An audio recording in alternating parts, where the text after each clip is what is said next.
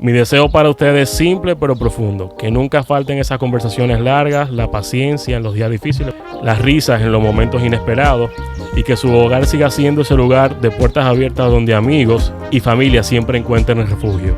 Que la vida, en su tiempo perfecto, le conceda todos esos sueños que guardan aquí en el corazón, especialmente aquellos que construirán con amor y con paciencia y que sigan eligiéndose cada día en lo extraordinario y en lo cotidiano. ¿De acuerdo?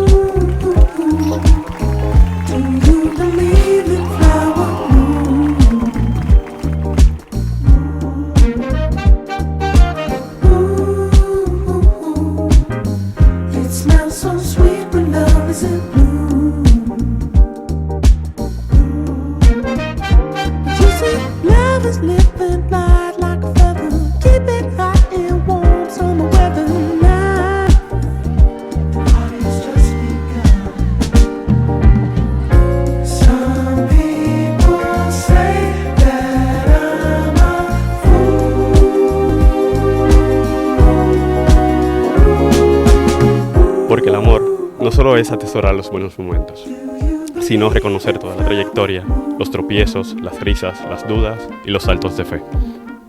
Y en cada escena estás tú, que eres la fuente de inspiración de cada momento, de cada idea y de cada plan a futuro que se nutre. Por eso hoy te prometo lo que sé cumplir. Elegirte cada día, también en los días difíciles. Sabes de sobras que quiero un futuro contigo. Hoy te elijo como mi compañera de vida, mi cómplice y mi hogar. Te estimo.